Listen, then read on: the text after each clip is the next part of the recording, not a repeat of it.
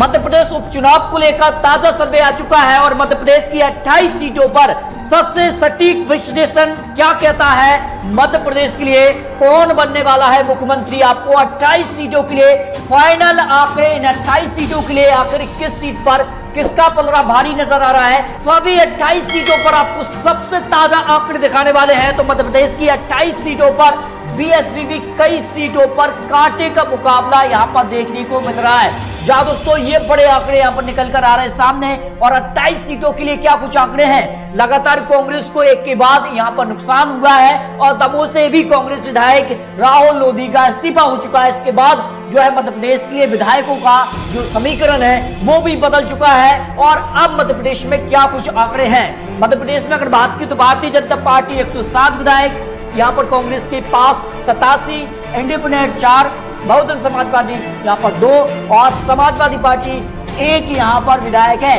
ऐसे में कुल सीटें 29 यहाँ पर खाली हो चुकी हैं, लेकिन चुनाव आयोग ने केवल 28 सीटों पर ही चुनाव के लिए अधिसूचना जारी की है। लेकिन 28 सीटें ही तय करेंगी मध्य प्रदेश में क्या कमलनाथ की वापसी या फिर बरकरार रहेगी बीजेपी, ज्योतिरादित्य सिंधिया का क्या कुछ होने वाला है। इस बार आपको कुछ बड़े आंकड़े, कांग्रेस, बीजेपी, इसके अलावा सपा भी यहाँ पर चुनावी मैदान में, तो 4 पार्टी यहाँ पर चुनावी मैदान में। इसके अलावा मध्य प्रदेश की 28 सीटों पर 6 महिला उम्मीदवार भी चुनावी मैदान में है, जिनमें 3 बीजेपी और 3 कांग्रेस से यहाँ पर चुनावी मैदान में है। लेकिन किसके लिए कितने आंकड़े यहाँ पर निकलकर सामने आ रहे हैं। कमलनाथ को लोग अभी भी सबसे ज्यादा 52% लोग मानते हैं कि मध्य प्रदेश में अगला मुख्यमंत्री कमलनाथ यहां पर होने चाहिए, जबकि शिवराज सरकार को 32%, 10% ज्योतिरादित्य सिंधिया के साथ है और यहां पर अन्य को 6% लोग मानते हैं मध्य प्रदेश के अगले मुख्यमंत्री के तौर पर। ये बड़े आंकड़े हैं। इन सभी आंकड़ों के बाद जो यहां पर आंकड़े निकल रहे हैं, इन 28 सीटों में से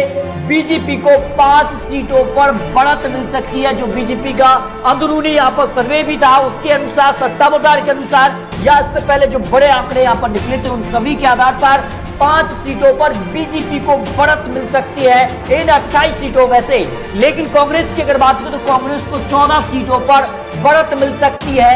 यहाँ पर जो आंकड़े हैं, बहुजन समाज पार्टी की बात करें तो 1 सीट पर यहाँ पर बीएसपी को भी यहाँ पर बढ़त मिल रही है इन 28 सीटों में से। लेकिन आपको बता दें कि 5 सीटों पर भाजपा और कांग्रेस में कड़ी टक्कर यहाँ पर देखने को मिल रही है इन 28 सीटों के लिए, जो सटीक विश्लेषण सामने आ रहा है। इसके अलावा 3 सीटों पर भाजपा, कांग्रेस और यहाँ पर बसपा के बीच यहाँ पर त्रिकोणीय मुकाबला है, क्योंकि यहाँ पर बात करें तो ग्वालियर की जो यहाँ पर सीटें हैं, जो क्षेत्र माना जाता है, यहाँ पर बसपा का काफी अच्छा वोट बैंक, इस कारण से 3 सीटों पर यहाँ पर कांटे का मुकाबला भी देखने को मिल रहा है। तो दोस्तों मध्य प्रदेश की 28 सीटों पर कांटे का मुकाबला होने वाला है। 28 सीटों में से कांग्रेस का पलड़ा भारी है, लेकिन कांग्रेस को अगर जीत दर्ज करनी है तो 28 में से 28 सीट चाहिए और अन्य के समर्थन के साथ अगर सरकार में वापसी करनी है तो 21 सीट और चाहिए।